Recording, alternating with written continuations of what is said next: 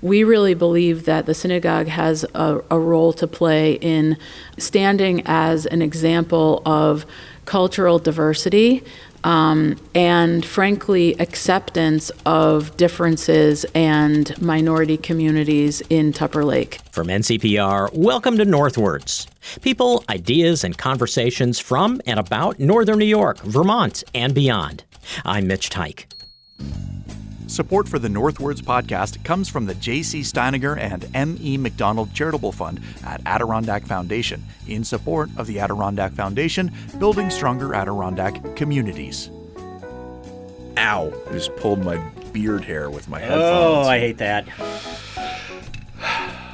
What's on your mind, Mitch? I'm going to take a swig of this coffee, and then I'm going to tell you. You have coffee in a metal canteen? I do. It keeps it nice and cold. This is iced coffee. It is, however, yesterday's iced coffee. It is? Because I was here for a while, and then I left the coffee behind, which was a shame because I had only had probably, 5 sips of the coffee. So this 24-ounce bottle was mostly full still when I got in this morning.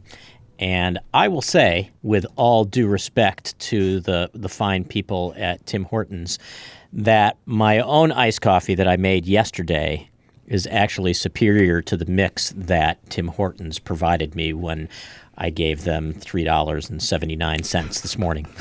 You're putting me to sleep. That's why you need more coffee, Ethan. I can't drink coffee. It makes me freak out. I haven't had a real cup of coffee in 2 years. I don't know. I did an interview with somebody. I was on the other side of the microphone being interviewed this morning at about 9 o'clock, and it was not a pretty sight because I had not had any caffeine at that point. And I am not 100% sure that the language that I was speaking was the English language. When was the last time you tried to go without coffee? I would say it was between the ages of 6 and 9. No, honestly, I was going to say it was between about 4:30 yesterday afternoon and about 10 o'clock this morning. Oh, my goodness. I used to be able to drink like a pot of coffee a day, no problem. And it I say it didn't bother me, but then I had undiagnosed anxiety then. So, I have typically, so it's 24 ounces of iced coffee here. I don't know how much of it is displaced by the ice. So right, yeah. Figure maybe 20 ounces of iced coffee, and that's about what I have on a given day. That'll get you there. I don't drink it from morning until night. I really do have to cut myself off by kind of mid-afternoon. Every once in a while, because I drink decaf now, every once in a while I'll be making a cup of decaf at home at like 9 o'clock at night. And Erin will look at me and she'll go, "You're having a cup of coffee now?" It's like, what's it going to do to me? It's decaf. But I don't. It's not even coffee at that point. Right, really. I don't miss it though. Like I don't miss regularly caffeinated coffee. There was like one day after I stopped where I kind of had like a headache. But after that, it was totally fine. And I realized that I don't need it to wake up. It's more just like part of the morning ritual that I enjoy. Yeah. I enjoy the taste of coffee. Me too. That's why I'm glad that I switched to decaf so I can drink it all day long. Eventually, your doctor's going to tell you, switch to decaf. I'm going to be 30 years ahead of you. You are too young to remember this, but there was a commercial that regularly aired in like the late 70s and early 80s that I imagine if we went down the rabbit hole of YouTube, we would find pretty quickly as they were kind of introducing the world of the concept of decaf. Okay. Maybe decaf had existed before then, but like it was a selling point. Like the concept was, hey, you can have coffee without the caffeine. And the guy that was drinking it was telling the person he was talking to, the doctor says that caffeine makes me edgy. Yeah, it made me edgy. Did you ever see that SNL skit where Chris Farley is given decaf coffee? Speaking of edgy. Right. I don't know that I have seen that one. He's it's called decaffeinated coffee crystals, and Chris Farley's character is given that instead of regular coffee, and as you can imagine, he flips the out. You'll want to bleep that maybe. I will. But he just goes on this monster tear and We've destroys the secretly restaurant. switched the coffee that Chris Farley normally drinks. Exactly. with Yeah, that's what it was. Decaf coffee crystals, sure. Yeah, it's one of my favorite all-time sketches. Anyway, I have a really tenuous link I can make to today's interview, actually. Do it. So I was talking, as I said earlier, with somebody, and I was worried that I was not speaking English. Right, yeah. Because I was pre-caffeinated at that point. So on today's show, we're going to be visiting, and you're going to say, how are you going to connect these things? We're believe in visiting you. a synagogue Okay. in Tupper Lake, New York, Okay. the Beth Joseph Synagogue. Beth And- Joseph invented coffee. Yeah, good. That's how we got there. I went to high school with Beth Joseph. Liz Joe, we used to call Right. her. One of the interesting. So the synagogue there is celebrating its 120th anniversary this year, and it's a really, like, for somebody who grew up in the suburbs of Washington, D.C., and I grew up Jewish. I went to Hebrew school until I was in, like, 8th grade. I mean, like the way that kids go to religious school. It Yeah. was like 2 afternoons a week and then Sunday mornings. But, like, synagogues in the suburbs, especially ones that were built in the 60s, have a certain... They look like churches or houses of worship built in the 60s. They're kind of modern, but, in that, like, dated modern look. Anyway, the synagogue in Tupper Lake very much looks like what you would expect a building in Tupper Lake to look like. It's made of wood. It has, again, it's a lovely building. Okay. And very much an Adirondack kind of house of So you're worship. saying it looks non-traditional as far as synagogues go? As far as synagogues that many cultural suburban Jews would recognize.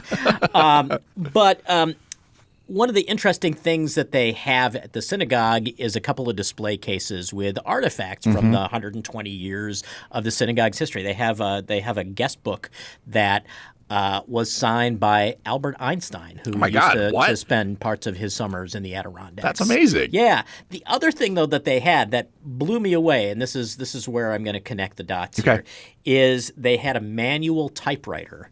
Okay. It was a Hebrew manual typewriter. Right. And so I was talking about not speaking English before. And Okay.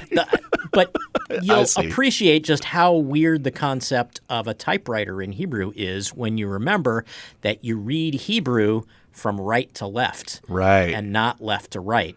And so not only does this typewriter have Hebrew letters, But also, the typewriter moves the opposite the direction. typewriter moves in the opposite direction. Oh, my God. Which, like, my brain Yeah, you can just couldn't wrap your head around completely it. not wrap my head around that. Yeah.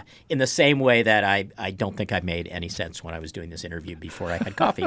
We're making So sense now, this though. typewriter is really the manual machine equivalent of working without coffee.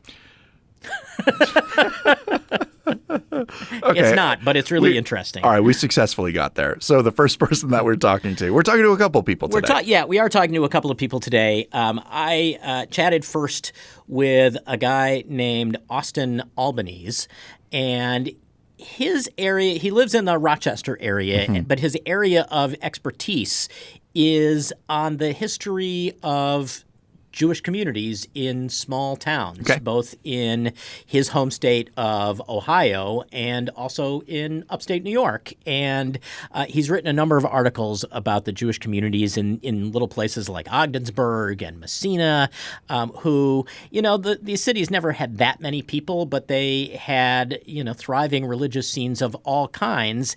And he makes the case that the history of the Jewish communities in these little towns sometimes very much mirrors the history of the towns themselves. So we had a conversation with him, and then later on, as we'll make the transition, we visit the Beth Joseph Synagogue in Tupper Lake, which is still around and still serving a small but active Jewish community there. But first, let's hear from Austin Albanese.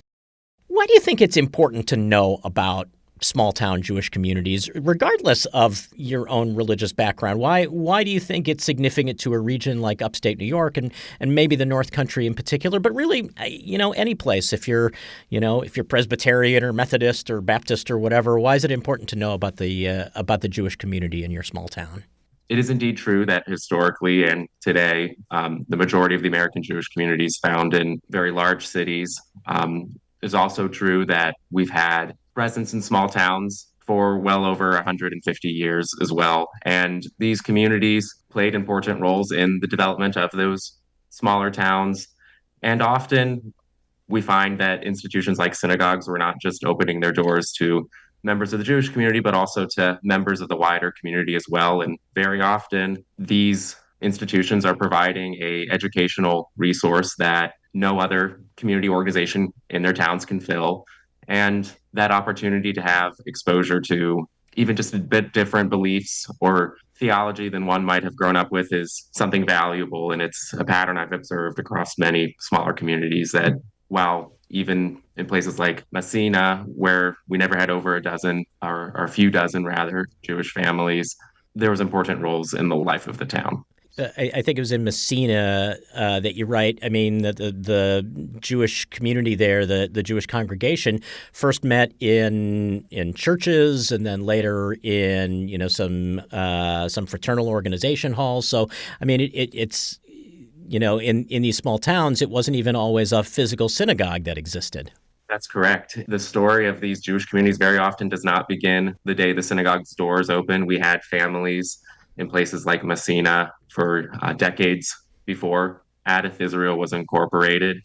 And very often we see in some communities that the first piece of land that these communities would own was actually a burial ground. And we see this practical need coming before a synagogue, which was in some places seen as nice to have, but not strictly necessary. It's interesting to think that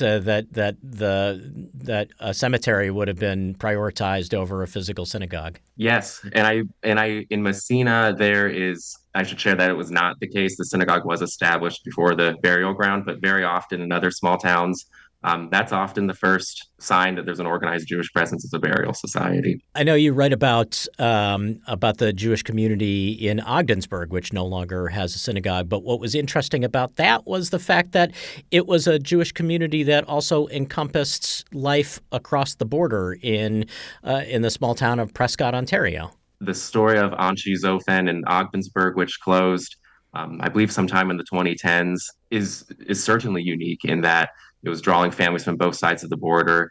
And I discovered in Messina as well, Jewish families had ties with Montreal and other areas in Canada as well. So I think this is a particularly unique aspect of Jewish life in the North Country, was the international nature of it. I think one of the other interesting trends that maybe comes out in what you've written about is that the heydays of these Jewish communities seem to coincide with the heydays of the towns themselves, and that the Jewish communities, like many of these places, Messina and Ogdensburg and Prescott and possibly Auburn and other places as well, like those heydays have also the community at large has seen a downturn. Do you think there's anything different about what happened to these Jewish communities versus what's happened to small towns in general? This has been certainly a theme I've noticed across the Midwest and here in New York. Many folks have asked me, I think the perception might exist in larger towns that the Jewish community's decline was done in isolation, but it does indeed follow larger demographic trends in the town. And it's often simply a case where the communities that are the smallest to start with,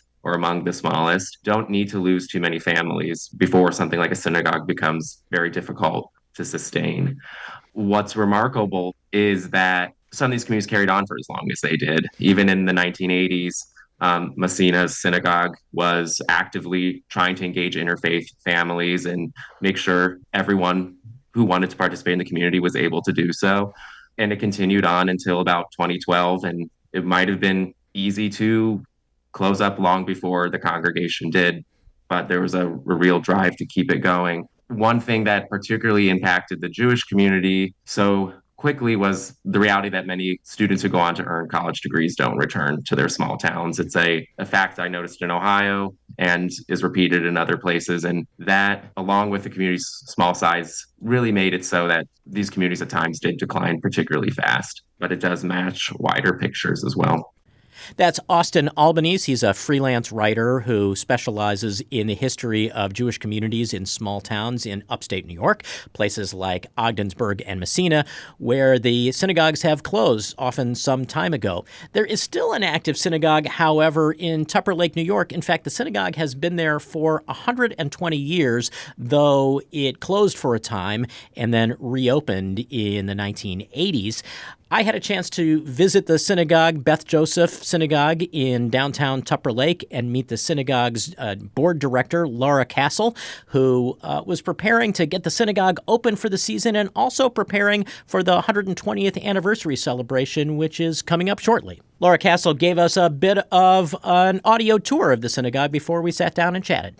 The synagogue lay dormant from roughly the 1960s until the 1980s, and we were very fortunate to have a small group of women who took upon the task of getting the building up and running again. It was an enormous task to open the doors back up. You can imagine that an old wooden building, having sat vacant for 20 years, would need quite a bit of care. And so they took it upon themselves to raise the money and do the work necessary to get the doors open again. All right. Well, let's take a step out of the entryway and take a look around. Okay. So we're now entering the main part of the synagogue, which is the sanctuary. You'll see that it is entirely a wooden structure. All of this is Adirondack hardwood, and it is built facing east towards Israel. So all of the seating faces east. And in front of us, as we stand in the back of the sanctuary, there are, several wooden pews, and you'll see directly in front of us in Hebrew it's called the bima, or the altar, where we stand for the people who are leading the worship stand there. And behind that, against the wall, is the ark where the Torahs are kept. Well, and for people who may have been to a synagogue in the suburbs or in a big city, this is it's very much of its place. It is. It really is. It is. When you look around, it is all wooden. A wooden structure, and everything in the building is, built from local wood. It is not insulated yet. We're working on a long-term plan for that. So it is very much a seasonal structure that is very true to the Adirondack style, the Adirondack feel, I would say, without being rustic. It has, I think, a refined and really spiritual aspect that is both wooden without being rustic, I guess you could say. Right, there aren't exposed beams on the ceiling, and there are no moose heads on the wall. That's right. That's right. Well, and I think the two adjectives that came to mind the second I walked in this door were modest and dignified. Those are very, very accurate words. I appreciate that you came to those words. Those are absolutely true to the space. How did you happen to play such an important role in the synagogue? Well, I am the third generation now in my family that has been, deeply involved in the care and the uptake of the synagogue for many years. My grandparents, Fred and Esther Futterman, were original members of the synagogue when they were young adults here and raising their family here. And incidentally, my grandfather was the mayor for one term. So my parents and my aunt and uncle, their generation were, handed this important task of being involved in the upkeep of the synagogue. And now that has come down to me and perhaps to my children. Tupper Lake is not a very large village. Obviously, it gets bigger during the summer, but it seems remarkable that there would be a synagogue here for so many years. It really is remarkable, and it's really a testament to the important role that it has played to the people who come and visit and the people who consider it to be, a spiritual home. And it's also a testament to the place that it has held in the Tupper Lake community. Tupper Lake is small, but it's a very unique community in that there are minority communities here in Tupper Lake that have thrived for many, many years, including the Lebanese community, the Italian community, and as well the Jewish community. And while our numbers are quite small, it remains an important, a beacon really, of the Jewish heritage and history and culture here in the village of Tupper Lake. Was there a point at which, and I know you're not the Tupper Lake historian, but when was this synagogue's heyday? Heyday, I would say, in the between the turn of the century when it was built and perhaps when in the 1960s when it was decided that the doors should remain closed. There were, I think at its height, 35 to 40 families that called Tupper Lake home year-round. And at that time, it was a thriving synagogue. While small, it was a place that was used regularly for worship and celebrations and cultural opportunities and events, many of which are documented in the photos and documentation in the gallery. You live out of the area most of the year anyway, in Albany. What are the kinds of things that go through your mind about this place as you're driving to and from Tupper Lake? Wow, that's a big question, and it definitely is something that happens as I'm driving here. When I'm on my way here yesterday, after a long, busy day of my regular 9-to-5 work, I'm here today mostly in a business capacity, taking care of a variety of things for upkeep of the synagogue and planning for our summer celebration. And so I was thinking very much about, some of the business aspects that would be taking place today. And on other occasions, it is a much more spiritual journey, I would say, to drive here, because I know that I will be in the building to celebrate the Jewish New Year or to gather with friends and family for the Sabbath or what have you.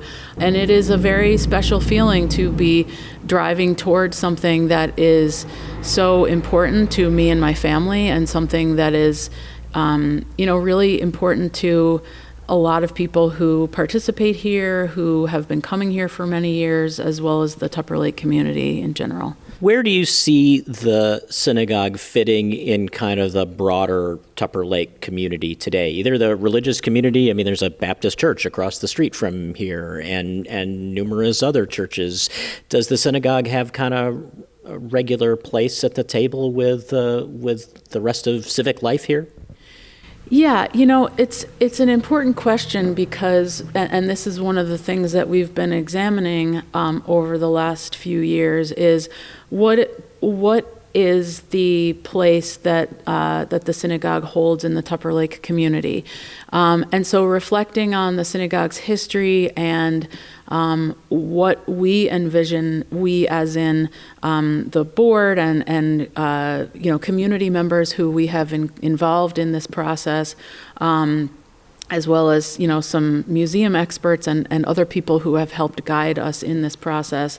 What do we envision for the synagogue going into the future? And both in honoring its history and in looking at what we wish for the synagogue, we really believe that the synagogue has a role to play in standing as an example of cultural diversity, and frankly, acceptance of differences and minority communities in Tupper Lake. That's what it has been over the last, over its history, and that's what we hope it will continue to be. As I mentioned earlier, Tupper Lake is very unique in the way that minority communities have been able to not only exist but thrive. And while the Jewish community has become very small and seasonal, the synagogue stands as an example of how Tupper Lake has accepted diversity and accepted differences, and that that's part of what makes Tupper Lake a unique community. Do you feel like in the role that you have, you really do have this responsibility to not just the current generations that are coming here, but the people that came before you? Absolutely. Yes, it is. It's definitely a responsibility that I and others take very seriously, and is very important to us to, continue to maintain what was maintained for us, and to be able to, pass that on to future generations. Do you have a sense for what kind of condition this building was in when I guess it was reoccupied, if you will, in the 80s? I know that it took some structural work, but not a lot. It hasn't changed that much at all. I would imagine it needed a pretty serious cleaning. But there were some structural improvements that were made to the foundation. We added a French drain a number of years ago. And so I know that there were some structural things that needed to be examined and repaired, but the building really still is very much in its original form. I just can't get over what a beautiful ceiling and the wall. I mean, it's just, if you were to wake up tomorrow and say, I want to build a synagogue or a church even in the Adirondacks, it would look like this. I absolutely agree. You mentioned the summer celebration. We're having this conversation in what you would normally think of as the summer, except that it's 54 degrees out. This is the 120th year of this synagogue. What is planned for the summer? We are having a celebration on Sunday, July 13th. We will have some light refreshments, some music, and a few brief remarks. And really the idea is not for people to come and listen to a lot of speeches, but to come and be together in community celebrating this place that is so important to us. When I walked through the door, I don't know, I'm looking at my watch, half an hour ago or so, you were sitting alone at a table doing some work, potentially having to do with the synagogue, potentially not. But when you are alone in this building, as I imagine you sometimes are, especially in the off-season, can you describe the feeling that you get from just being present in this room?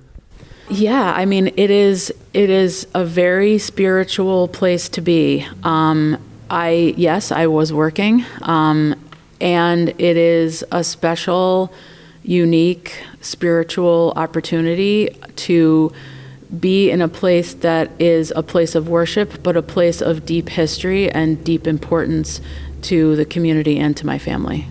Does it feel like home? Absolutely. Thank you so much for sharing this story, and mazel tov on 120 years. Thank you so much. I appreciate it. Laura Castle is the board chair for the Beth Joseph Synagogue in Tupper Lake. The synagogue is holding its 120th anniversary celebration on the 13th of July, and all summer long. You can find a link and read more about it and see some photos at ncpr.org/northwards. Mitch, I was thinking about this during the conversation. Do you remember your first experience with religion? Yeah, now that you mention it, when my family moved from Albany, New York to the D.C. area in 1976, up until that point, I don't have any memory of religion. I don't know whether we belonged to a synagogue in the Albany area, right, or I have no memory of it. But I do remember I feel like my parents were auditioning some synagogues in the D.C. area, figuring out which one we would belong to. And we went to one that was kind of a non-traditional synagogue that, I was did they invite other like religious folks in who are not Yeah, Jews, I feel like it may even have met in a building that was, like the rest of the week, like a Unitarian church or something like that. And there was like guitar music that they played instead of, just doing vocal singing the prayers or whatever. And I don't remember whether we went there more than once, but I just have this hazy memory of going there and not really being sure what it was all about. And then later joining what was a much more traditional synagogue. Which, involved going to, the big services every year. Like what people would do in Protestant faiths, like going for Christmas or Easter or whatever. We went for the high holidays of Rosh Hashanah and Yom Kippur. And that was where I went to Hebrew school and had my bar mitzvah when I was 13. And, it was a much bigger part of the day-to-day life of some other members of my family than it was for me. But I have some relatively positive memories and some resentment of having to go to Hebrew school when I would rather be playing baseball down the street. I did at one point not too long ago when I was rummaging through some boxes at my mom's house in Maryland find my Hebrew school report card, and I was surprised to see that I did as well as I did. My very first experience with religion was totally like outside the church, no service or anything like that. I was hanging out with my cousin Steve. I must have been like 5 or 6 years old. And we were playing with Legos, and he built a crucifix, a cross out of Legos. Huh. And he was like, "Do you know what this is?" And I was like, "No, I got no clue. I just want to build a spaceship. Leave me alone."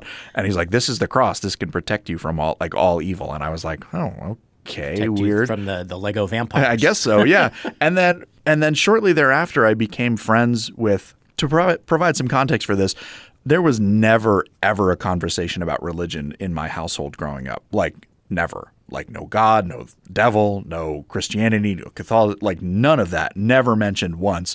And so like this concept of like the cross kind of like blew my mind. And then shortly thereafter, I became friends with my buddy John, whose family, like many families, forced him to go to church every Sunday. So if I stayed the night at his house on Saturday, the condition was that I had to go to church with them Sunday morning, which seemed like a real drag to me because even then I didn't want to get up at 7 or 8 o'clock in the morning or whatever. Make a note, sleepovers with John, Friday nights. Right, exactly. Yeah, from then on. And that was like the first church service I ever attended. And I remember feeling just like so out of place, but it was not unpleasant. It was just a little strange to me. And I remember taking communion, even though I wasn't baptized, but like nobody like checked, obviously. They didn't check my tag to see if I was baptized, right? I don't know. It just like it didn't do a whole lot for me, but like that concept of the cross like really stuck with me. Even though like I didn't read the Bible, like I didn't attend any study courses or like after school activities or anything like that devoted to religion. And then I remember, I guess I was just like enamored with that symbol of the cross, right? And so one year I asked my parents for like a crucifix necklace. This is so weird to remember because I'm very much not religious now. But I remember I wore that necklace in a school picture, like for school picture day, and they cropped it out of like the yearbook photo. Like they enlarged my photo so the cross wasn't visible. And I remember thinking that was like so bizarre because it's like so commonplace. Like it wasn't going to offend anyone. Anyway, it was weird. The synagogue in Tupper Lake is worth a visit because it is a really cool place, and you get to see Albert Einstein's autograph, which I've always wanted to see. I'll check it off my bucket list. Ethan, tell us who puts the show together every week. We do. That's it. That's right. Goodbye. Shalom. Northwoods is an NCPR podcast production. The show is written, produced, and edited by Mitch Teich with digital production supervision by me. I'm Ethan Shanty. Bill Hanel is our digital guy. Caitlin Kelly handles our social media, and Doyle Dean is our production manager. You can find out more about this show at ncpr.org/Northwoods, where you can listen to past episodes and make a financial contribution if you so choose. ncpr.org/Northwoods. This is NCPR, North Country Public Radio.